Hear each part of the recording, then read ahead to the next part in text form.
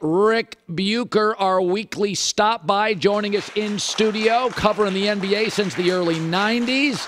Good to see you, Bukes. How are things? We haven't done dinner in a long time. You know, tonight's not a bad dinner night. No, we haven't. There's a bunch of stinkers on TV tonight. You invited me over to the house for dinner. You made dinner, which was very impressive. And then now he's just ghosted me after that. It was like, you know what? You got the full Colin Cowherd experience.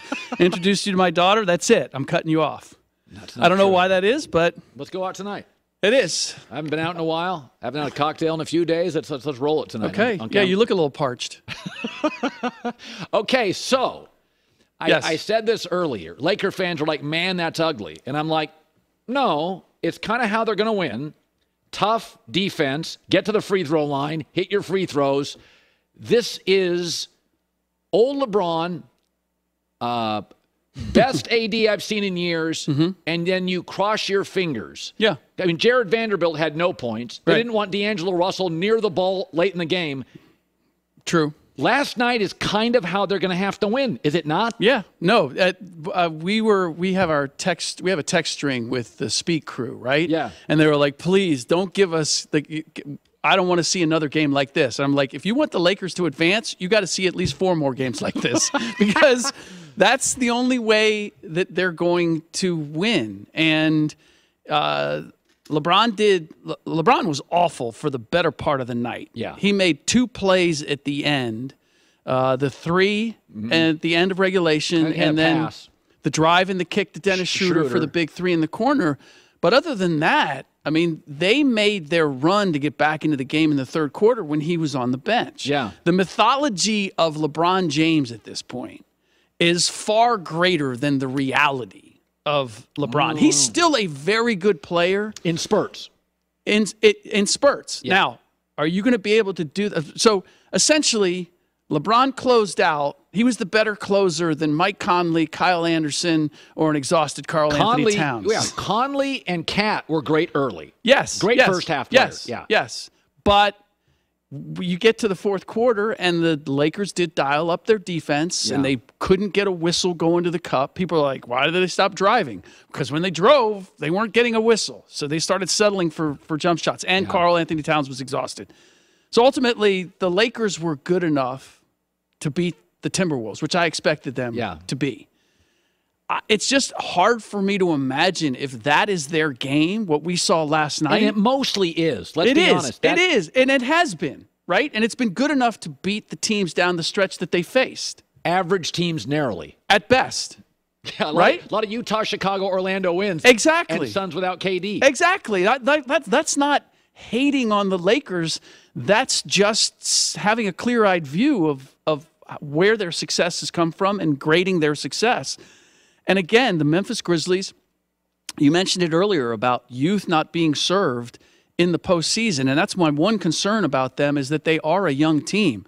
But sometimes your talent, the talent disparity is so great that doesn't matter. And that's where, again, can the Lakers keep it close enough where LeBron can give you a few magical moments and still get it done? That's going to be the challenge. They were exhausted against Minnesota. Minnesota doesn't even play that fast. Memphis plays one of the fastest paces in the league. They do. So yesterday, you know, as a steward, America's honesty broker, I have to admit when I drive home and think I'm a little too hard on somebody, and I generally am talking about young kids. So I don't want to be too hard on young guys. So we got into this debate yesterday. I said I'd take Jalen Brunson over Trae Young to build my franchise. But then I'm driving home and I'm thinking about it. Well, Brunson, a second-round guy, played at Villanova, 3 years in college. He's older. Yeah. And I was thinking about this. From the day Steph Curry and Michael Jordan stepped on a college campus to the day they got to the finals was 9 years. Trae Young's 24. Yeah. Top 10 scorer, led the league in assists. And you watch him last night, and are we picking him apart when he came into this league 1 year out of high school, not fully formed, and we're just watching him develop in front of our eyes? Yeah, no, it's fair from a talent perspective that we're not giving him enough credit for what he is. He continues to impress me. He's a big game player. And for as undersized as he is, he's figured out how to be a 3-level scorer. That's impressive. The issues with him and the Atlanta Hawks is not just talent. It's personality, and it's the fact that as good as he is, if you're not going to play any defense, then you need to be able to score and score against anybody. And he can't do that. There's certain matchups where he just struggles. He'll continually shoot, but he's not going to score, or he's not going to score in an efficient way. He's a little Steph and a little Dame, but neither. But he's a little of both. Exactly. And from everything that I'm hearing, and I've heard it enough times that there has to be truth to it, it's a matter of a lack of leadership. Guys just don't like playing for him. Whatever it is, but you know what? The locker room's not in love with him. Let's be honest. Let me defend him here. So Jalen Brunson's a better leader, but Jalen Brunson plays at Villanova, which the whole culture is built, Jay Wright, on leadership and toughness. Sure. He takes 3-star guys, they stay forever, and they come out like grown-ups. Sure. And he literally goes and gets blue-collar kids, and their dads are cops, they're tough guys. He coaches them hard. Yep. Trae Young's a kid. He's a star. 1 year of college. They baby him because he's so good. Off to the NBA, and then we're like, you're 24. Why aren't you a leader? First of all, it's a land of beautiful people in Atlanta. He's a rock star. He's got people fawning over him. He's not a leader. So go sign leaders. Surround him with leaders. You're not going to be a leader. Yeah. At 24 years old, I was walking in hallways in college pulling fire extinguishers out. Come on. He's a kid. Am I wrong? I'm still trying to wrap my head around a guy in L.A. saying that Atlanta is the land of the beautiful people. Atlanta's got great-looking people. No. I love Atlanta. My wife's from Atlanta, so I know all about that. I just, but you're asking him to do. It's like asking it, like when you ask this international player, Giannis, why aren't you going to leave Milwaukee? International players feel indebted to their first team. Sure. So that's who they are. You can't ask a one-and-done kid in Atlanta getting rich, hey, where is your leadership? He's not reading those books. Understood. But can you get Trae Young to take a step back now and say, no, you're not that guy? Like, you'll be our scorer. How about go get him a Chauncey Billups? Go get him a grown-up? Surround him with grown-ups. Quinn Snyder's a smart guy. How about surround this young, talented guy with, like, the right people? That's a fair point. And they went and got DeJounte Murray instead, who is also a great talent, but not the most mature player. So you make a fair point. I sound like a dad today. Yes, but here's the problem. So you get a new coach in there, you get a new GM. Are they looking to rehab the old guys' pick, or are they like, now, you know what, let me start from scratch? That more often than not, they start from scratch. So I know they've denied the rumors. Another mature guy, Steph Curry, 3 years of college. Another mature guy, Damian Lillard. Yep. The guys that we look at as like leaders, LeBron's a complete outlier. It's generally guys who went into a college program, stayed 3 years, were coached hard. Well, here's the thing, too.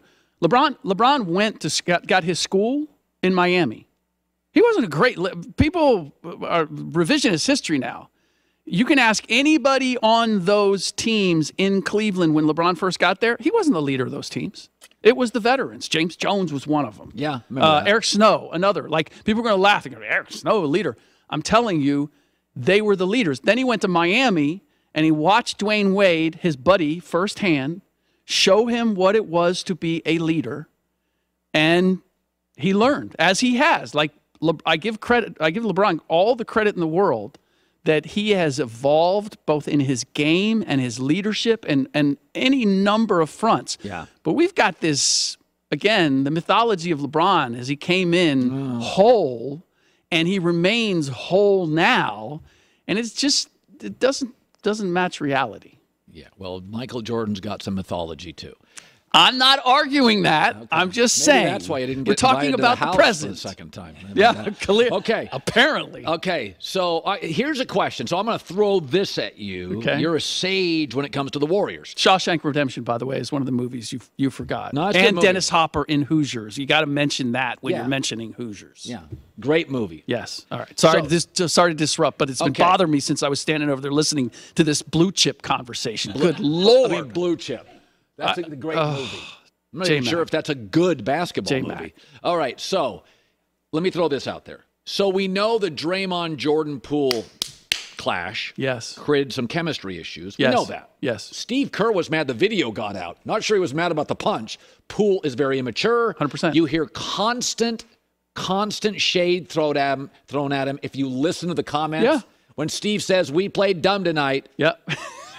He's talking about one guy. One guy. Yep. So, but he is valuable. But here's what's interesting. They bring Gary Payton back, who's going to be huge against Sacramento. Yep.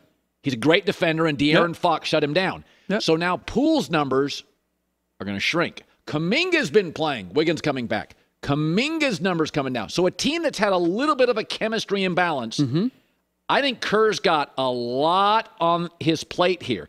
He's going to have to pull back Poole's numbers, add Payton, pull back Kuminga, who's starting to play real minutes now, Wiggins. This feels like this is going to be, forget the winning the game thing. Are there some chemistry TNT situations here with the Warriors? I would be worried about that if it was any other team than the Golden State Warriors, led by Steph Curry and Steve Kerr, because they demonstrated it all last year. Don't forget, Steph Curry willingly came off the bench, not 1, not 2, but 3 games for Jordan Poole at the beginning of the playoffs. And as the playoffs progressed, Jordan's role diminished. No question. Each series, and it did not get in the way of the team getting the job done. Okay. So when your best player sets an example, I will do whatever is best for the team, even if it means coming off of the bench when I'm Steph Curry. After the first game, if he wants to start, he starts. But he's like, you know what? Jordan's got it going. Let's let him get it going. Let me work my way back in. I just believe that Steve's going to, if he needs to play Gary more than Jordan, he will play him. If he needs to pull Jonathan back, he will do it. Like I believe that the leadership there and their success, because and this is the huge difference. This is the advantage that the Warriors have that nobody else has. It doesn't mean anything if you make those sacrifices and you don't get the ultimate prize. But when you make the sacrifices, when Jordan Poole plays less in the finals, but you get a ring, you're like, hey, trust us. We know how to do this. And you're like, I can't argue because you got us there. And that is a very powerful thing that, quite honestly, other than Milwaukee, nobody in the league has right now. So, your MVP. Yes. Are you uncomfortable with that discussion? No, actually, the awards. I'm uncomfortable with the awards because I looked at who I put on my All-NBA teams, and I put Anthony Edwards on my second team. And he can't And I shoot. apologize to Domantas Sabonis, who I put on the third team as a result. Okay, yeah. Not great. But here's the thing. I'm not an awards guy, so I don't care. I really am not. Jokic, to me, is more an efficiency player than, I mean, he averages 22 a night. He shoots 60%. Yeah. I don't think he jumps off the television screen. He doesn't carry him in the playoffs, but either does Embiid. So give me your basic, because he doesn't play a ton of games, not as many as you'd like. Your reasoning for most valuable player for Embiid is? Because he was, it's pretty simple. He was more dominant than the other two players. Okay. When it comes to their teams. You know, everybody makes a big deal about James Harden led the league in assists. The Harden giving the ball to Embiid was the most prolific combination in the entire league. Harden led the league in assists because he plays with Joel Embiid, and Joel Embiid is a better three-level scorer than the other two. You can close with Embiid. Yeah. That's an important aspect for me. The games are won in the last minute. It's why I will go to my grave saying that Kobe Bryant was a more important player than Shaquille O'Neal on those championship teams. Because Shaq could dominate for the first 46 minutes. You couldn't have him on the floor or give him the ball in the last two because he couldn't make free throws. Well, that goes back to my theory that there's no great movie ever with a bad ending. Ever. That's true. You can have a story arc that's a little weird in the middle. There's never been a great movie. You're like, what a bad ending. Yeah. The knock on Shaq was Duncan for early parts of his career. Yep. Get him out of there with 3.5 minutes left. Yep. It's why the value of Manu Ginobili was often undersold, because he was the guy, even more so than Tony Parker, was the guy that you went to at the end of the games. He's the guy that you put the ball in his hands. And you can do that with Embiid. So look, I mean, anybody who's going to going to stump for Giannis. Emmanuel Acho was still trying to convince me. My ballot's already in. He's still trying to convince me why Giannis was the MVP. Or Jokic. This was the first year, up until the All-Star break, I had Jokic at the top of my ballot because I didn't vote for him the last 2 years. So for me, it wasn't an issue of he's going to win 3 in a row. This arguably was his best year. It just wasn't, for me, it wasn't as good as Embiid overall. He was dominant on more nights than the other two. Okay, I don't do Clipper topics, but I am fascinated by this team because expectations high, impatient billionaire, Kawhi's different. I think Paul George is underrated. So I think it's a bad matchup. I think Phoenix is going to roll them. Chris Paul and Kevin Durant took some time off. They're rested. They're ready to go. I think one of the reasons it worked is KD's the perfect plug-and-play guy. The second reason it worked, he's exactly what they needed, which was length defensively and a shot maker who didn't need the ball. So I think the Suns are going to roll. And I think it's fascinating. First of all, do you believe Phoenix rolls the Clippers? No. I believe Clippers are capable of winning that series. Woo! Yeah. No rim protector. Who's the shot creator? Ivica Zubac. What? He plays well against Ayton. And you can say, well, who's going to guard Kevin Durant? Who's going to guard Kawhi Leonard? He came on. And if I look at the difference between the benches, that's really what it's going to come down to. I'm with you on the concern about who's going to be the playmaker. But I could say the same with the Phoenix Suns and Chris Paul. Chris Paul offensively can still get the ball where it needs to go. Defensively, teams are targeting him now. Yes, he's a little older. And so I just, again, I think the matchups are interesting. Now, I'm off the Clippers. The Clippers and the Bucks were my pick for the finals. And you're off the Clippers. They're too immature. I'm going Bucks, Suns, and the Bucks win. Bucks, Suns, and the Suns. And the Bucks win? Yes, but this is the last year. They got to move on. They're getting old. Yeah. They're getting old. There are nights and times you watch them, they're unathletic. Yep. So this is the last year. It's like Miami the last year. You're like, Battier, Mike Miller, Ray Allen. You're like, D. Wade couldn't play back-to-backs very effectively. It's like they're getting really old. This is Milwaukee's. It's constituted now, constructed. Yeah. This is their last for this group. Then you got to make, because like Middleton's not the same player. Ingles averaging 7 a game. Right. Jay Crowder's a 3-and-D guy, but like 3 years ago to today, not the same player. You got to move off this team. Brooke Lopez is going to get paid, and then he's not going to. Okay. I mean, he's been fantastic this year. Okay, so I am a believer in the Suns. So J-Mac was not a believer in KD. You're not really a believer in him. Just because I don't think he's the greatest player in the history of basketball doesn't mean I'm not a believer. Are you one of these guys critical of KD? No. No, Rick just criticizes LeBron. You know what he is? I'll say this. Here's what's interesting. Yeah. KD's got a little Phil Mickelson. We know in LeBron's great years he's not the same. Interesting. We know he's not like we know Tiger's better than Phil. But Tiger's last 7 years have been sad. Yeah. Phil took the live money. That's the best he's looked. If you're finishing second at the Masters, that's the world's best golfers, and he had he can still play. And you're like, what if his next 5 years he wins the U.S. Open, PGA Championship again? He wins Phil's ending nicely. Here's my thing with Durant. We understand now Durant doesn't play 82, and it's okay. We're all good with that. I mean, if I bought that team and I bring him in, I'm like, dude, I want you for 60. Play the home games. I don't care about the road. Yeah. Bottom line is, if he can stay healthy, this Phoenix thing's for KD. Look, Golden State's getting a little old. Clippers are dysfunctional. Lakers are going to break this thing up.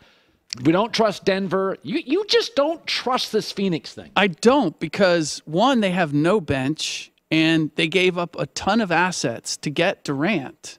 I don't see how they get better going forward. Because they have Kevin Durant. Okay, but he's 34, 35 years old. I'm 58 or 9. I'm bringing heat every day. Listen, our president may be in the next term 86 or something. That's it. Like, everybody's banging on old people. By the way, who's the only guy that gets people into a theater? 60-year-old Tom Cruise.